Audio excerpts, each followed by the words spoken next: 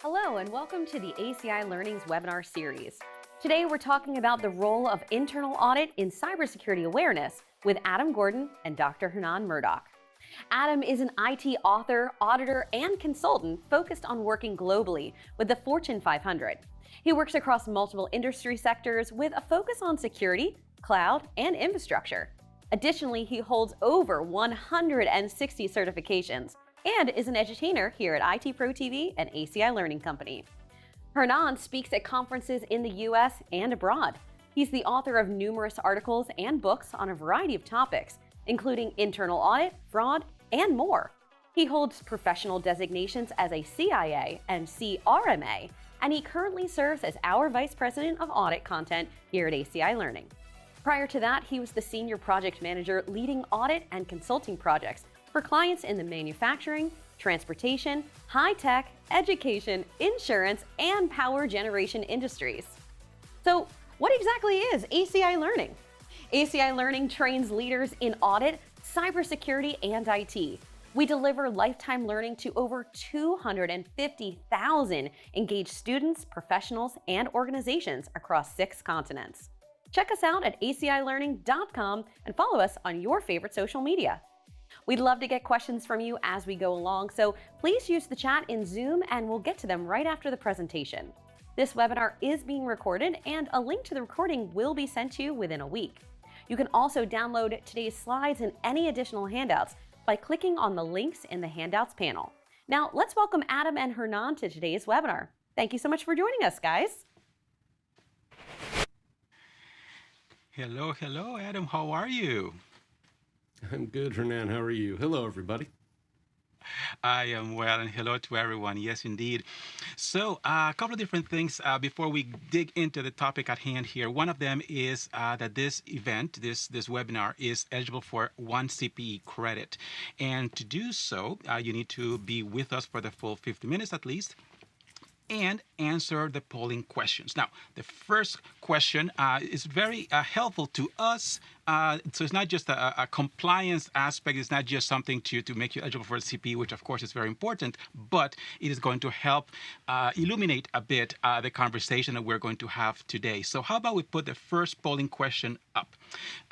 Basically, what we would like to know is who currently delivers your cybersecurity awareness training? That's the topic of today. But who's currently doing it at your organization? So question will be up for a few moments. Please respond to that. And your response will be very helpful to us as we dig into this very, very important. And Hernan, do we queue them up and tell them the right answer should be ACI Learning? That is the only answer available. No, that's not true. No, not at all.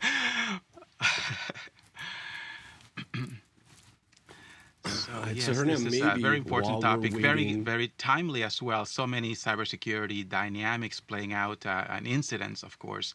So who is helping people understand what's going on as relates to this subject? So wait a few more seconds, give everyone a chance to respond, and then we'll take a look at those responses, and then we'll use that as we engage in our conversation today. This is very interesting. As we're looking at who is delivering this cybersecurity awareness training, we're looking at over 70%, right? We're looking at 73% for the IT and the cybersecurity team, looking at 15% for external consultants, and then we have 13 other. And then the compliance team comes in at the tail end with 8. So very interesting results there. Okay, so with that then, we're looking at 73, just as a reminder, right? 73 for the IT cybersecurity team. And I will imagine that this, in many cases, it looks like a natural thing because, of course, they'll probably be the most knowledgeable in most respects. And that's one of the things that we're looking for, is who has the deepest knowledge and who can provide the information in a way that is going to be helpful to everyone and is going to be able to answer questions. But we want to dig into this subject further. And we want to start looking at it from the perspective of what is the role of internal audit. You notice that it was not mentioned here.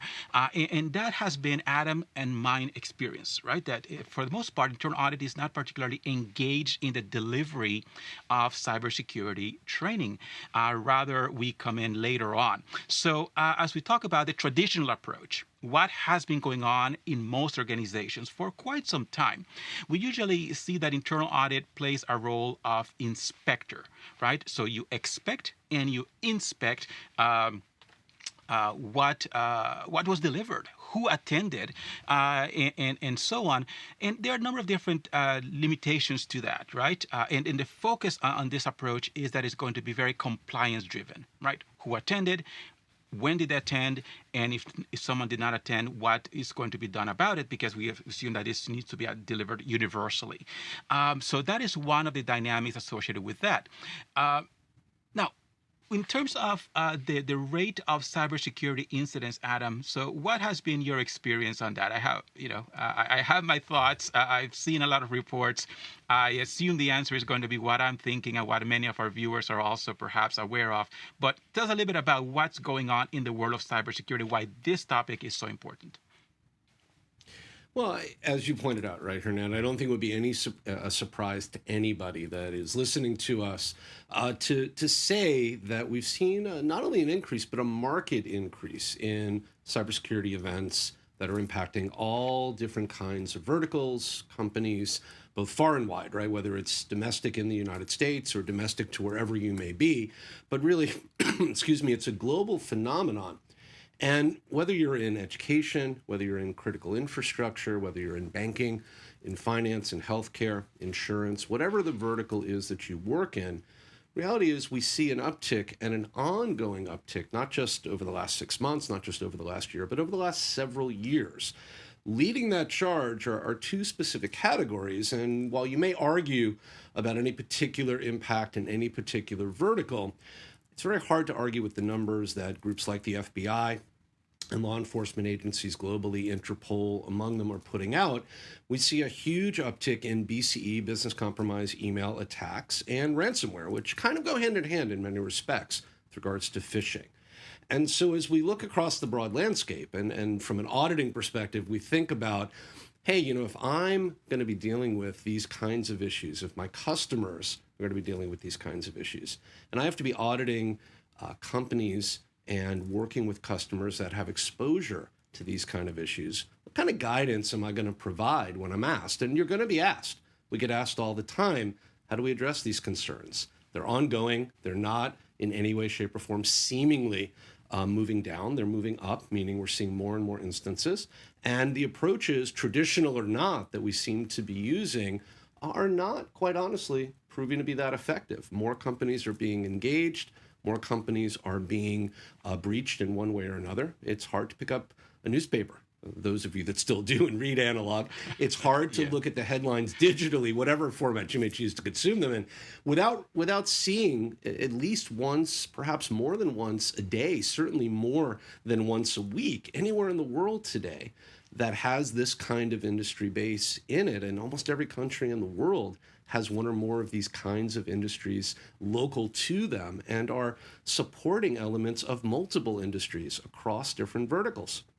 It's almost impossible to go a few days without seeing a headline that says this company was breached, that company was breached, right? And so, Hernan, I think as a result, from my perspective, the concern and focus I have is not so much, hey, are we acknowledging the trend? I think unless you've been living under a rock, you have to acknowledge the trend. But I think the reality is, what are the touch points that auditors are providing and the kind of guidance that we can bring to the table that help our customers not only understand the risks they face, but understand how to address those risks in a more forthright way. And I think that's where traditional approaches, unfortunately, haven't proven to be as successful as they could be. And I think one of the reasons, and you pointed this out in your introductory remarks, about the fact that audit seems to lack a seat at the table often when it comes to thinking about security awareness, security training. If we go by the numbers in the poll, even though some people did vote more than once, because last time I counted, 100% was the way we were supposed to wind up. And those numbers are a little bit higher than 100%. But that aside, it still was a clear runaway, right, in terms of, let's say, a 4-to-1 margin approximately for the IT and the IT security groups providing this traditional kind of training, which I think makes a lot of sense, as you pointed out.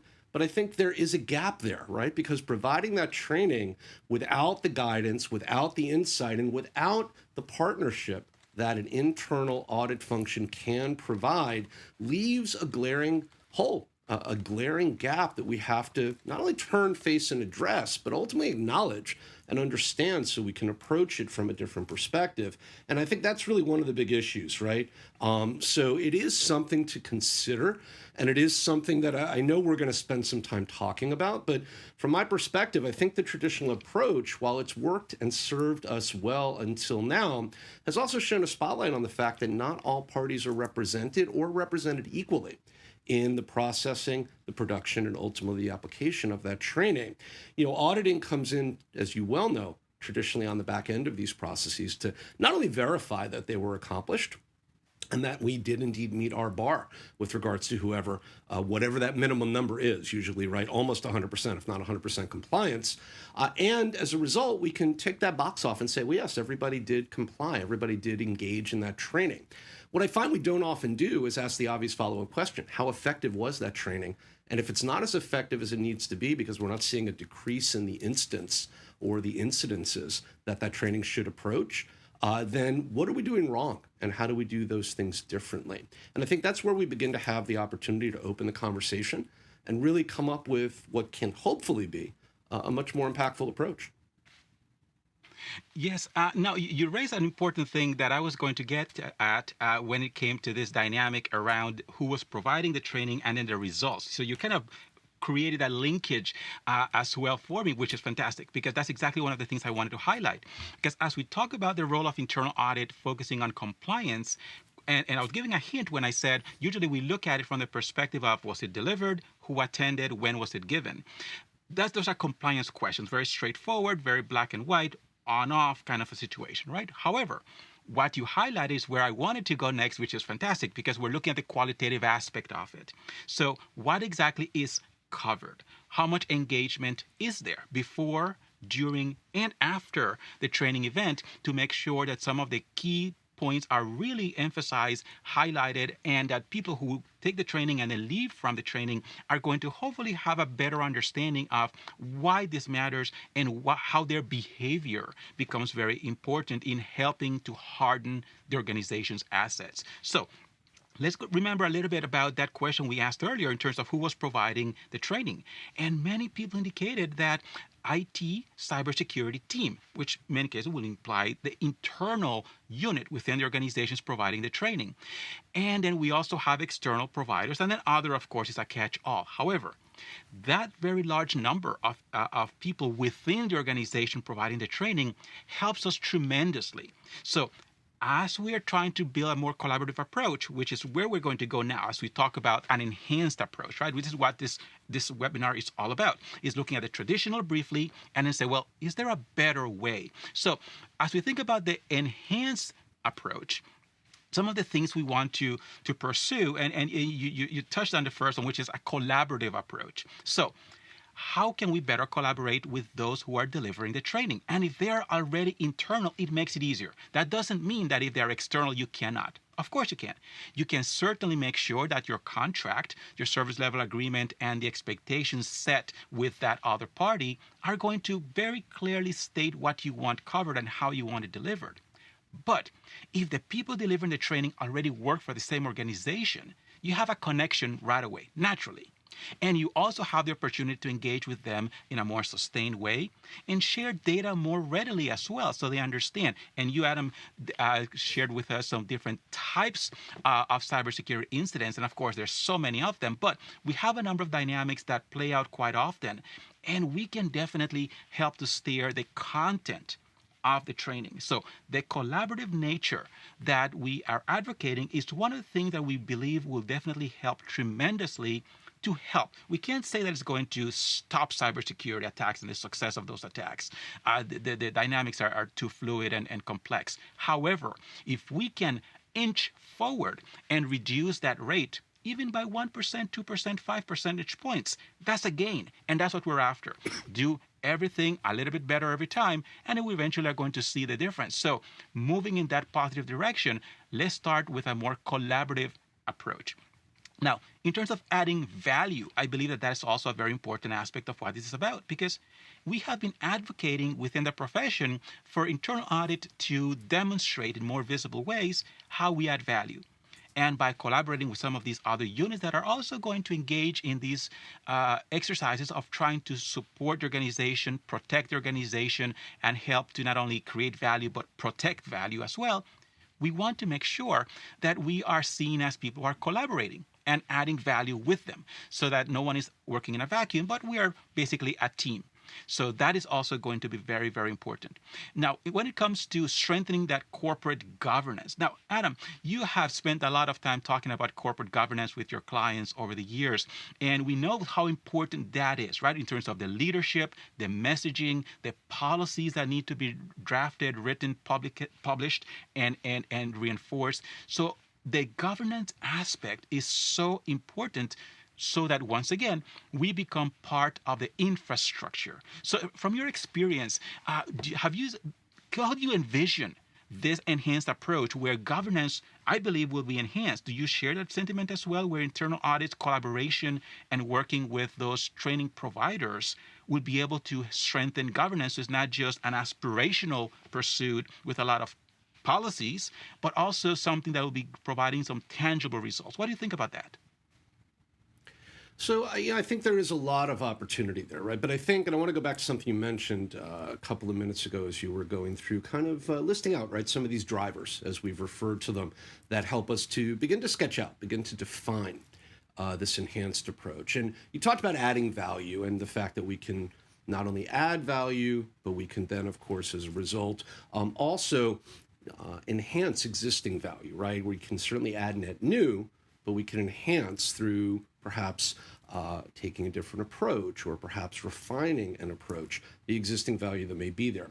And those are fine things to consider, and they do form the basis for what we're talking about here with regards to strengthening corporate governance. So I absolutely wholeheartedly agree. Let me start by answering the question you asked, that we definitely can do that. But I think there is often a missed opportunity and a misrepresentation with regards to what governance can do for us and how we can perceive it. And it goes back to this idea of value, because the problem we often run into is that we are not able to understand, quantify, and therefore define value in terms that make sense to the organization. You earlier talked about quantification and qualification, right? And the idea of switching towards a qualification, the ability to qualitatively understand and assess.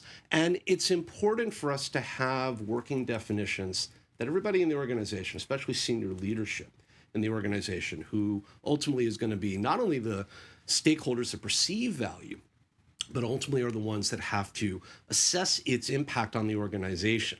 You know, we live moment to moment, day to day, right, event to event, when we think about risk mitigation, we think about governance, we think about oversight, and GRC overall, right, as a general thought process, governance, risk management, and compliance overall. It is essentially a case of what have you done for me lately? And we're only as good as the very last thing we did, good or bad, how successful or unsuccessful we may have been in mitigating. But what I often find is missing in those conversations, especially as we look back on them, is the ability to say, you know what, we were going for this, we tried to do this, we defined it this way, and success would have equaled this, whatever those things are, right? And as I talk with customers, I talk with clients, I spend a lot of time in the C-suite working with all sorts of decision makers and stakeholders. I try to have the conversation about what that success looks like and what that value is going to equal for them. It's nice to say I want to do these things, in other words, but things being done without a measure of success to understand we did them critically and successfully, and therefore the outcome we sought, the outcome we achieved, is an exercise in essentially, unfortunately, just very iterative thinking that doesn't really get us to an endpoint that allows us to break out and move on to the next event and ultimately mitigate the next issue and improve the next process. And if you look at any of the maturity models that we probably all are familiar with, and you think about how you measure maturity in an organization, Hernan, at the end of the day, I think you would agree with me, I hope you will, we measure maturity based on our ability to clearly delineate, clearly define, and show evidence of, and this is where audit, I think, has a really huge, impactful part to play, to show that evidence of movement in the directions that we've defined as being good, right? The things we want to do and accomplish. And audit has to provide that verification and validation data for us.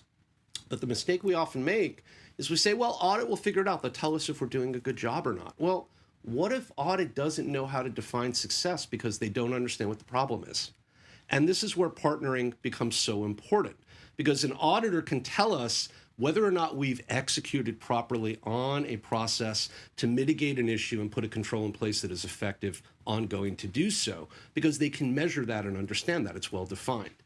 When you go to an auditor and say, well, we need to figure out how to be successful at delivering security awareness training, can you help us with that? An internal auditor may or may not understand the problem because they may or may not understand what the issues are we're trying to address. So partnering with the entities, according to our survey, IT security and cybersecurity teams who do have a good understanding of the problems, but may not know how to measure and qualify and quantify success, can really close that gap. And I think the enhanced approach in terms of drivers and governance and the strengthening of it has to be that partnership and has to really sit clearly at the feet of that partnership to really provide benefit, but ultimately to also be tangible, to be something that we can point to and say we are making that. What did you say, Hernan? 1 or 2% incremental process would be good. Percentage points in terms of improvement, maybe more, right? I think that's going to be what we want to see. But it's impossible to actually get there, right, if we don't know how to quantify and measure. And I find that's often where the gap exists. So I like the approach so far. I like the enhanced approach to the drivers. I like the focus on the criticality of supporting governance and the outcomes that are measurable. And I like the idea of partnering. But I also like the idea of understanding how to break down those silos that often keep internal audit and the IT function, the security team, the cybersecurity team, from being able to have that conversation frankly and honestly about need and therefore about opportunity to address that need. Because I think that's the gap that we often fall short on. Exactly. I totally agree. I totally agree. I definitely see a lot of opportunity, like you stated. Part of what we're looking at here is the fact that we have been talking about the need to do certain things, and we've been talking about it for quite some time. The need to collaborate more, to partner more, to demonstrate the value that we're adding to the organization, and building partnerships throughout the whole ecosystem of the organization, and even the external parties that help support the objectives that we're pursuing. So definitely we see a lot of drivers that we have been talking about, and I think that this creates an opportunity for us to do a lot of those things. And to your point about having that understanding of what are the measures, the metrics, what exactly are you going to say, okay, this is where we were, this is where we are, this is where we're going. That's how you can also show your value. There's quantitative, there's qualitative, but at the end of the day, we need to be mindful of what's in the minds of our stakeholders, because value is not only what we think, value is what they think. So we need to make sure, and your thoughts are definitely going to be very helpful in help to shape what we are sharing now, which is basically this enhanced approach. So spend some time talking about traditional approach, very compliance driven. When we're thinking about the enhanced approach, let's talk about some of the characteristics. What does it look like? What does it contain or entail? So part of that is, once again, building on what we said earlier about the limitations of the traditional approach. Part of that is partnering with whoever owns that awareness training. Now, couple key words here.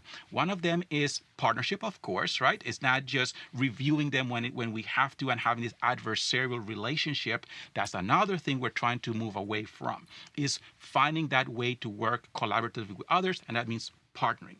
Another key thing here, though, is the owner. Who owns the training? Not only who delivers it, but who is accountable for what goes into it, how it is developed, how it is delivered, and if there are limitations to it and opportunities for improvement, who exactly is going to take ownership and make sure this happens? So ownership of this training is definitely something we want to identify, and that party also is aware of that and is going to own up to that responsibility as well. The organization's assets, including their reputation, are going to be very much at stake here. So partnering with them is one of those very, very important characteristics that we see with the enhanced approach. So very friendly, professional. Of course, we need to make sure that we are going to provide the assurance needed, but we want to make sure that it's a collaborative effort here. Number two is making sure that we are also showing that we have certain skill set and things that we can contribute to this effort. So we're looking in terms of how this usually happens, and quite often, the best practice that I've seen in most cases is promptly up and hire, and then having refresher training periodically. So it can happen annually for the refresher training. Again, depends on resources.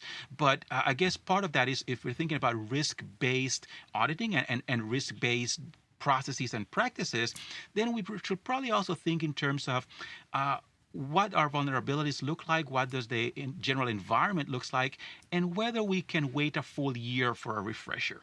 In some organizations, what I've seen is maybe not an official training per se. However, what they do is they send reminders. Every couple of months, every quarter, you'll have something that goes out just providing a refresher on certain key things to be mindful of. Social engineering and making sure you're very careful about who you let into the physical facilities, how you communicate with people over the phone or video conferencing and other media, not sharing passwords, disclosing private information of the organization, all of these types of things, and of course, how you dispose of our records and data and documents. So those kinds of things can also be delivered periodically. We don't have to have a whole training session per se, especially if your resources are limited, but you can certainly communicate it out to the community through email. You can have voice, you can have video, you can have Teams messaging, messaging to managers to have that added to their agendas when they're meeting with their staff. There are a lot of different ways that we can provide those refreshers and those reminders. So again, looking at the baseline and then thinking about what above that can we do? And I think that these are some of the ways that we can definitely help add to what the owner of the awareness training is doing, and how we can then also partner with them so they don't only see us coming in from that compliance punitive perspective, but also helping them help the organization. So from that perspective, then providing a lending hand. So Adam, from your experience, having done a lot of this with your clients and advising them in so many capacities over the years, what are some of the things that you have seen from that enhanced perspective and that can be borrowed, let's call it that, by other organizations? You say, you know what, that's a very good thing that they're doing there. Maybe other people should know about that and perhaps make it part of their practices as well. Well, so I'm happy to answer that, but before I do, I think we should ask our audience our second question, which kind of hints at some of the things you were just asking about, which, if I'm not mistaken, asks about how effectively they perceive their security awareness training, right? Is it really something that's going well for them? And I'd like them to have a moment to think about that before I answer your question, because I think some of the things we're about to talk about may actually give them some insight into things that they may or may not want to do differently. So let's give them an opportunity to do that. I'd be interested to see the results, and then I definitely want to tackle the question you just posed. So while we're waiting on the second question and the results to come in, and I'm excited to see what they are. Hernan, let me just point something out based on something you mentioned earlier, because I think it's an interesting idea and one that you've been building on as we're waiting on those survey results to start popping in. You've been talking about the ability to partner and collaborate as part of this enhanced approach, some of the characteristics, as Hernan was describing them, around this enhanced approach that we're talking about. And it struck me as I was sitting and listening to Hernan help us to understand the value of that, how many times I've had conversations with C-level executives in a variety of industries and across a variety of different geographies regarding not partnering per se, because we never got that far, but a more traditional conversation about the role that audit can provide within the organization in support of the ability to provide security awareness training. And that conversation was usually pretty short. And Hernan can probably speak to this as well, because I'm sure he's had some of these conversations or been invited to validate them at some point. And I've been told often, many times over the years, that the role that audit should play in that process is not to partner, as we're suggesting, to provide insight into how that training can be sculpted and ultimately made potentially more effective, as we're advocating for here, but rather how we should just provide that ability to verify and validate that the training actually took place.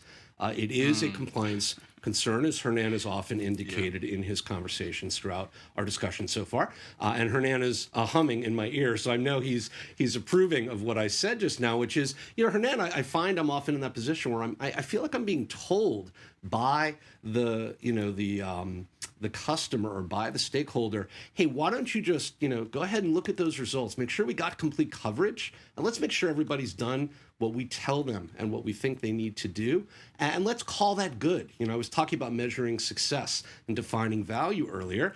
And that, I think, has been the traditional way we measure success and define value with regards to security awareness training, at least from the perspective of the audit function, which is, hey, we need you to tell us that we did this and show definitively that we can prove we did in case we're audited again, in case there's a regulatory question, in case something bad does happen. We have that baseline, right? We can say definitively, well, we went through the training. Everybody did indeed show up. They got their certificate or whatever the case may be.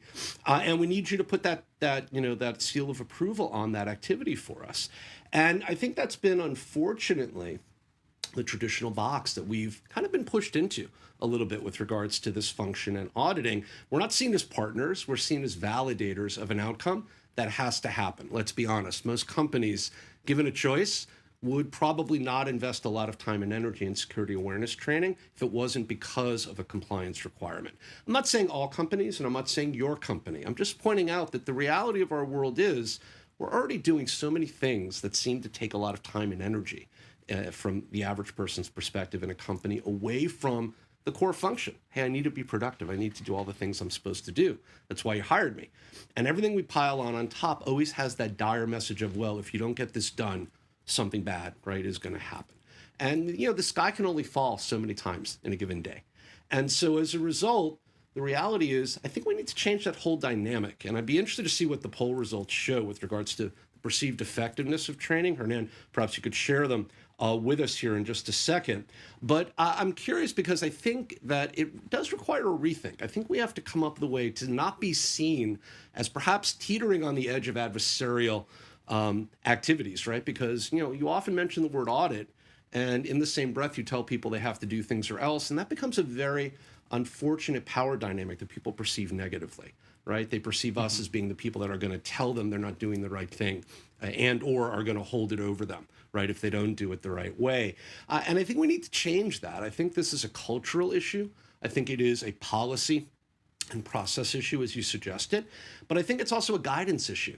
I don't see the guidance coming from the auditing functionality on high. I don't see it coming from the advocacy groups for audit telling us, we should be sitting at the table playing a role and we should be partnering as opposed to simply validating. And I think it starts at the top. We often say things can start at the top and roll down. Perhaps they start at the bottom and move up. I think this is a dual issue. I think it has to be addressed from both sides because we have to change that dynamic and that interaction point. But let's take a look at the results and then let's talk about some of the things that perhaps we could do differently. Absolutely, yes. So the results are in. So survey says, right, very effective, 11%, effective 42%. So we're looking at 53% say either very effective or effective. Now on the other side of the ledger, we're looking at somewhat ineffective, 32%, and then ineffective 9%. So that will add up to 41. And then we have I don't know. That's 6. So I think that we're looking at over half think it's effective or very effective. But then we have a large percentage of the people who are with us today who believe that there's room for improvement. And then for those who said I don't know, I've always looked at that answer and said, well, let's go find out because that's such an important question to ask. And while we're asking it here in this webcast, but you can go back to your organization now and try to find a way to get an answer to that because that is a very important answer to get. So that's a little bit of a call to action of sorts. But so here we are, Adam. We're looking at definitely a lot of people who feel comfortable with where things are. Of course, we can always learn more, but then we have a large number who also are looking at it and looking for ideas on how this can be improved. So I think this is a great dynamic that we are looking at here. Thoughts on the question that I posed earlier, and if you remember what the question was, I hope you do.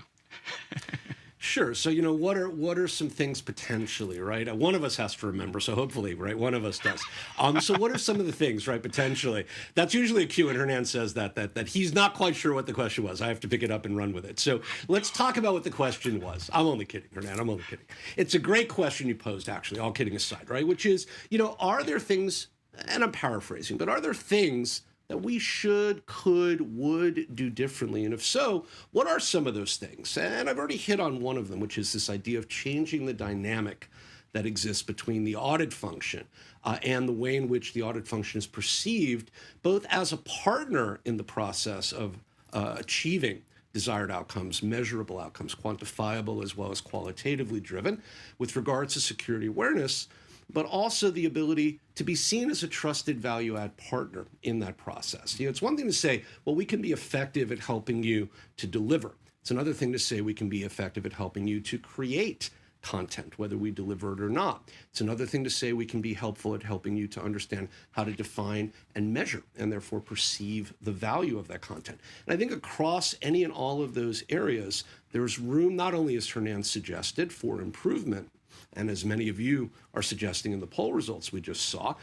When somebody says to me, we're just about 50%, right? It was just over 50%. And if we, let's say, evenly allocate that 6% that's unsure, we're still hovering within the margin of error for about a 50-50 split, right? We're probably about 53 to 56% to about 40, let's say 44%, right? In favor of being effective. In favor of being effective is good, but the reality is I'm equally focused on the almost 50% of you that don't perceive it as being very effective, indeed perceive it as being perhaps ineffectual in terms of what you're doing today. And as Hernan suggested, I think the critical question is, what are you doing and what should you be doing? What can you be doing differently? And there's a lot of different approaches. It could be something, Hernan hit on some of this already in his comments, as simple as, and when I say simple, I understand it may not be simple. I understand that everything is relative to the investment you have to make it work in your organization. But something that may be as simple as being able to create activities that are ongoing. Instead of trying to bombard everybody with one single event at the end of a calendar year, as the clock is ticking down towards the compliance deadline, which is unfortunately how most companies tend to address security awareness training. It's a big bang approach, as we refer to it. You do everything in one shot, and you tend to do it in a very small compressed amount of time, and everybody's pressured to get it done. And while that's traditionally been the case, that doesn't necessarily mean it's the best or effective way to do it. Close to 50% of you are telling us it's probably not the best way. So if you're doing incremental things over the perhaps quarter, over perhaps every other month timeline, or whatever the case may be, and you're tying those to themes around business cycles and you're tying them to activities within the organization, whether they're seasonal or not, I think you begin to envision, Hernan, a different approach, as you were suggesting. I think ongoing repetition breeds familiarity. I don't think anybody would argue with that. And I think leaving things till the very end of a calendar year to force compliance on people is not the way to breed not only familiarity, but also comfort. And I find as I work with customers and I work with decision makers in organizations of all sizes that the successful organizations that are able to drive security awareness and really make an impact in the risk quotient, in the risk matrix, in their organization as a result, are those that understand that familiarity is the key to success, right? Because the more people understand the expectations and the things that we ask them to do, the more likely they are to be able to not only do them, but to do them successfully. Something as simple, and again, simple is a relative term, as setting up a see something, say something campaign. We say this a lot, and we tell people, well, if you see anything unusual, you should tell somebody, whether it's an IT professional, security professional, risk manager, whoever those contacts are, and let the professionals deal with it. Well, that's fine, but there's a problem. What's unusual, right? It's hard to tell people what to do in every circumstance, but if we give them no guidance at all, it's very unlikely they're going to do anything because they're not going to understand what the expectation is. And I think, Hernan, the simplest and most direct answer to the question is the one that I'm dancing around here, which is we need to provide the guidance that gives people the comfort level to act and give them the direction as to where to send that action, right? These are the people that should be on point, that you should be talking to, that you should be communicating with. Maybe there is a champion by business product line. Maybe there is a manager. Maybe there is a representative. I don't know who or what those people are in your organization. But those people have to be clearly identified so that everyone's comfortable going to them and helping them to understand the things that then have to be communicated upwards and broadly across the organization as we address these kind of concerns. And if we allow those people to then really drive that interaction, I think it becomes much more comfortable and therefore more organic. If we force everybody from the top down to comply, but don't really give them the opportunity to ever become comfortable with what compliance means, we wind up where we are. About 50% of you say, yeah, we think it's okay, it's good. About 50% of you say, we could be doing better, but we're not really sure what to do. And we don't really ever get the opportunity to make changes, so we're kind of stuck. So Hernan, I would offer that as some initial thoughts. Okay. Great. Those are some great ideas, Adam. Thank you very much. There's one other thought I want to share as well, and it has to do with how it is delivered. And from a cost perspective, in most cases, it is cheaper to do it virtually, and even cheaper yet to do it as our canned recording. So we have to be very mindful that while you may get it done and be able to check the box saying you delivered it, it does not provide a very interactive approach, and it may not be very fluid based on what the group's needs are, or be able to answer questions that may come up at the moment.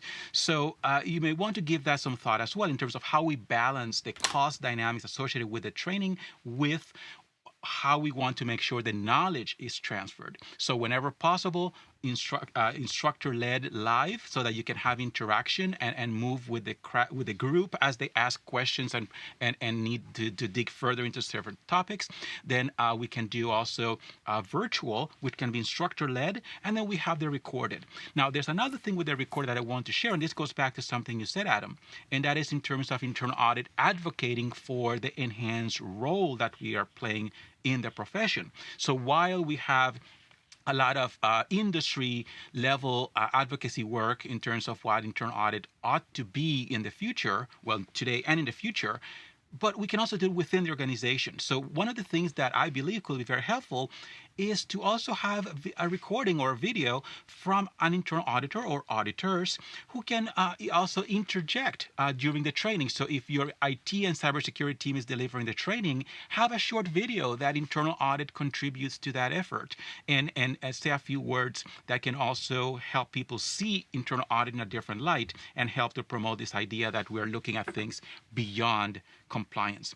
So as we're looking at the clock, and we want to make sure we touch on a couple of other things, looking at some of the benefits associated with this. So enhance public speaking skills for auditors. So building on what I just shared about that recorded, but it can also be live, of course. And I think that if you were to have some up and coming auditors who join hands with the training awareness delivery team, IT, cybersecurity, or external partners, that will be able to enhance some of those public speaking skills as well and help to make that a development opportunity on top of what we have been talking about here today. And also here to help to make people more aware of how we can do some outreach. So we spoke about advocacy already, but outreach in terms of the different things that we can do in terms of not only being that friendlier, more partner-driven and collaborative auditor, but also in terms of outreach, that our goals are the organization's goals. And unfortunately, in some organizations, the view is that internal audit has its own agenda. And in some cases, if you succeed, is despite all the things that internal audit does, as opposed to because of and in addition to the contributions of internal audit. So we need to reframe a lot of this in some organizations more so than others, and in some individuals' minds more so than others. But that's part of helping that culture become stronger. So now, given the time that we have, let's take a look at the third question that we have. And it has to do with whether or not the organization is receptive. So will the organization be receptive to this enhanced role for internal audit? That's, I think, is a very important question. So let's give that a few moments for everyone to get their answers recorded, and then we'll say a few words as we wind down and open up the second part of the program. Okay, so about 30 seconds, and we'll have the results displayed for you, and we'll make a few remarks on those because those are also very important. And part of what we like to do is to think of all of these events that we organize and run, and we're so grateful that you join us for them, is to think of them as not only sharing knowledge and what we have seen and done in our individual experience, but also make it a call for action. So those kinds of things that you hear that might be different from what you're doing that you think might be very helpful for you, then let's make it a call for action in your organization. So that's the spirit that we usually have in mind as well when we have these conversations. Yeah, Hernan, I think it'll be interesting, and I know we're about to get the results, but I think it'll be interesting to see how they break down, because what I think we're going to probably see is that the people that are in the category that have said, yeah, we think this is something that our organization in some way could perhaps work with, right, could understand and would be effective, are also going to be organizations that I think have a very clearly defined culture and a very specifically carved out role in terms of what internal audit's function is, that's well defined, as you were suggesting, but also is broadly communicated. And I think the organizations or the people that represent them in our poll that are not perhaps feeling that their organization is as open to this as they could be. I think if we go back and ask a follow-up question, we're not going to, by the way, but I think if we did, what we would find is that those organizations may have not quite as clear and a distinct understanding of the role of internal audit as Hernan was suggesting can be a problem. And we both actually at certain points have talked about the fact that it could even be an adversarial relationship, although it should not be and never should be actually defined that way.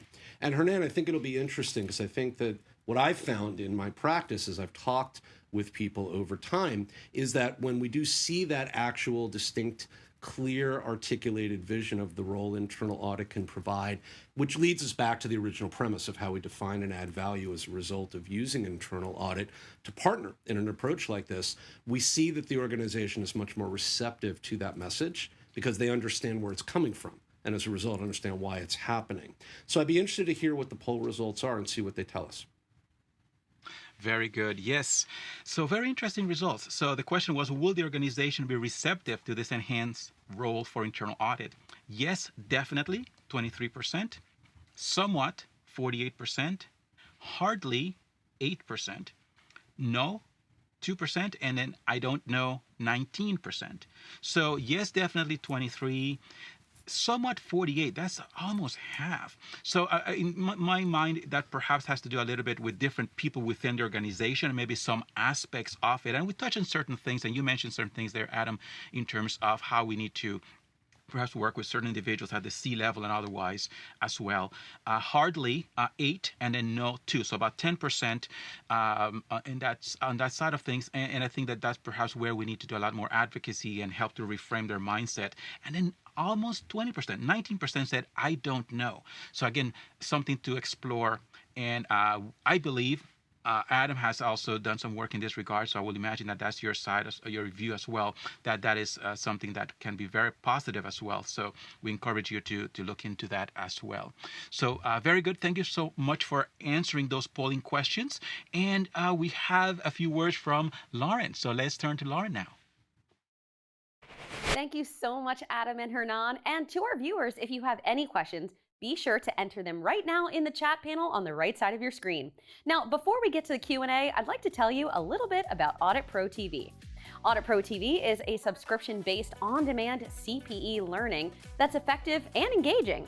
1-year subscription costs less than a 3-day classroom course, and it allows you to gain access to a library of internal and IT audit, fraud, risk, and cybersecurity learning at any time from anywhere.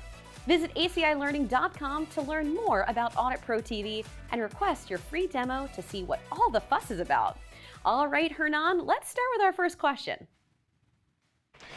Very good. Yes, thank you, Lauren. So the first question is from Hector. And just going to read out the thought, because it's very interesting perspective that Hector raises here. So just wonder if in-house IT and cybersecurity team are well prepared to provide the initial and remediation training.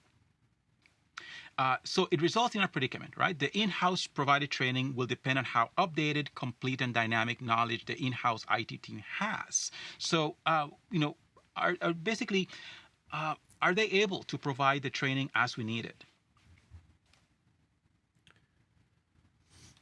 So Hernan, I think, one of the things, I get asked this a lot, by the way, Hector, so this is not an unusual question. It's actually a very good one, a very insightful one, so thank you for offering it for us to consider. We have to think about this from two perspectives, right? The first perspective is, if we're dealing with essentially security awareness training that is general for everybody in the organization, even if we're in a regulated industry where there are certain specific things that may need to be addressed as part of that training, then traditionally, while IT and the security function plays a part in that, you also have to remember that usually HR, and we'll just call it HR generically because it can be called many things in many organizations, but HR, legal, whoever and whatever those functions are, will tend to have a component of that because there are certain things that have to be overlain into that training or overlaid into that training. And they'll either deliver that part or provide guidance with relation to it. And then typically when we look to IT and the cybersecurity function, we tend to be dealing with more of the, hey, how do I use the technology? How do I safely engage? How do I deal with email? And if email is potentially an issue and a vector for delivery of malware, what do I do to address that, right? Those kinds of things we traditionally think IT and security teams can address. And what I think and what we've been advocating throughout the discussion, what makes the most sense to answer the question directly is, it takes a village, as you often hear people say. It shouldn't just be the IT and cybersecurity function that speaks to all of these activities, just like it shouldn't just be HR, shouldn't just be legal, it shouldn't just be purchasing. If everybody has a voice in that process and can speak to the specific aspects of training that are unique to their particular part of the business and give us the proper guidance, we get a much more effective product at the end of the day. It's also not only more effective, but it's also more targeted at the specific behaviors that those particular audience members need to understand and engage around. And by the way, your training should be stratified based on audience, right? So you should have general training for everybody, and then there should be follow-up training for managers and for key business process owners and for other professionals in the organization that fill certain roles that have more exposure and as a result are likely to come into contact with more concerning behavior and potentially generate more risk in the organization. So it should be a partner-driven effort, and if that's the case, you're going to find the right people are speaking to the right events and the right concerns. Hernan, any thoughts about that? I agree, yes. So when it comes to those standards, a lot of it has to do with staying up to date with some of the dynamics that are playing out. So the compliance aspect of it, what kind of risk and controls we're trying to deal with, and the objectives we're pursuing, of course. But we're also looking in terms of what kind of dynamics are pertinent to your industry and to your last point, which I think is a very, very important one. So I want to echo that as well, that there are certain individuals who perhaps need a little bit of a different flavor on the training because of their role within the organization. So different individuals who are engaging with customers and so on, who are exchanging files often, people who are then in a manager role and their role as well in terms of guiding their staff and enforcing policies and procedures. So those dynamics also need to be reflected in that. So looking at the standards. And the other thing that I want to add to this is in terms of examples that people can relate to. So if the training is very outdated, then people don't see the relevance perhaps as much. So in making sure that it's refreshed often enough. When I say the word refresh, I don't mean the refresher training, right? I'm using the word refresh in terms of the content as well. So the frequency needs to be fresh. The contents need to be fresh. Examples that people perhaps have heard in media recently and say, hey, this is why this matters because this happened here recently. It happened there recently, happened in our industry recently. So they can relate to it. So that's important. Now, let's take a look at the next question because I think it's going to build on that as well. So who is a better owner for awareness training? So this feeds right into this as well. So is it HR or IT? My view is that IT will probably be in a better position to deliver it because of their expertise on this subject area. And they can also more readily perhaps answer a lot of the questions. I will fear to some extent that HR will probably take a very compliance-driven angle to it, which is you need to go to the training, you need to do it by this date, tell me you did, right? Or this is the consequence if you don't do it. That perhaps be the angle from HR just because they are not the cybersecurity experts that you perhaps want to call upon for this. I will imagine IT will probably be the better owner and deliverer for this. What do you think, Adam? So I'm gonna go in a different direction, James. You didn't add, I think, the one entity that actually should be the owner for training, which is if there is a training component within the organization. It depends on the organization, of course, right? And not every organization has a dedicated training facility or some sort of role or function. It often devolves into different departments, as we're suggesting, and as a result is often the ball that everybody's jumping around trying to catch and ultimately decide who's going to run with. But I think, and I found over the decades that I've been doing this in various places around the world, that when we leave training to people that are not professional trainers, it tends to be an afterthought. And I advocate for training being owned by the training function within the organization, if there is one that's well defined. That will then give those other departments the ability to come together and comfortably partner without worrying about who's in charge. And to Hernan's point, the problem we run into when you have HR as the lead or even IT as the lead is they then feel they're entitled to take over the training and really drive it from their perspective, and essentially, unfortunately, oftentimes freeze out or minimize the impact of the other perspectives. I don't think it's done purposely, but I do think it adds, unfortunately, a negative connotation and ultimately doesn't really deliver the value we're looking for in training. So, Hernan, I'm going to have a different approach. I'm going to advocate for the training to actually be owned by the people that hopefully are going to be able to really understand how to deliver it properly in terms of professionalizing the look and feel and understanding how adults learn and therefore how we should speak to them in terms of training. And then if we have that, we can then just simply invite everybody else up under the umbrella and allow them to partner as part of the delivery team. And I think that creates a really good, successful outcome, James. I actually, that's a great answer there, Adam. Thank you very much for highlighting that nuance to that as well, and the importance of having that expert on the delivery side. So thank you very much for that. There's a Zoom user who asked a question, and it speaks a lot to certification. So I'm going to hand it to you. Is it worth it to hire an IT expert, example, someone with a CISA credential or something like it, within the internal audit department to help bridge the gap between IT and internal audit in the cyber area? So Zoom user, it's an interesting question. I wouldn't call somebody who has a CISA necessarily an IT expert. They are an information systems auditor. They do specialize in IT and technology, but they are equally expert in auditing. And I think it's fair to acknowledge that and important to give that as a baseline, right, for this discussion. I think having a well-rounded team within the IA function, whether it is because you bring in a credentialed professional that may have something like this, whether it's a CISA or many other credentials that we could point to, is going to broaden the effectiveness and therefore the cultural diversity of that team from the perspective of knowledge and experience.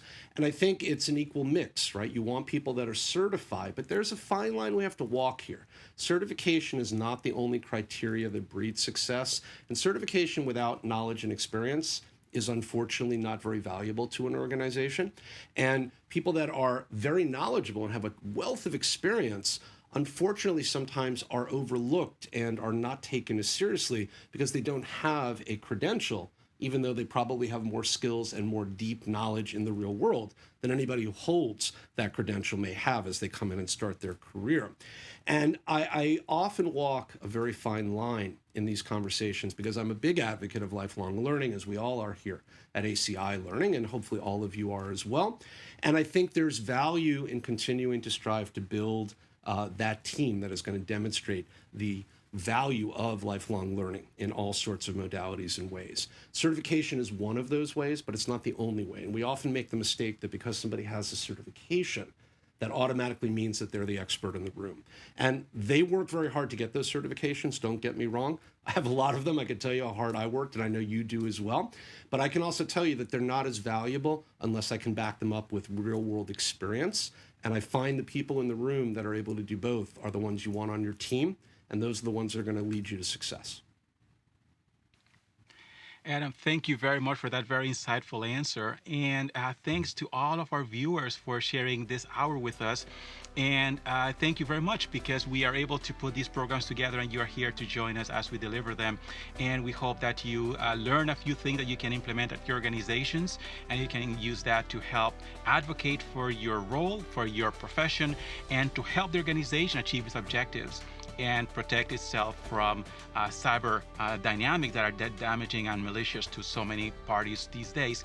The awareness training is very, very important. So thank you very much. Last few words, Adam. Just thank you so much for the opportunity, Hernan, as always, to spend time with you. It's a pleasure and an honor to be able to spend time and share thoughts with you, and of course with all of you watching us here today, and those of you that may watch us in the future when you watch the replay. Thank you for your time. Thank you for your attention. Of course, thank you for trusting ACI Learning enough to allow us to be of service to you.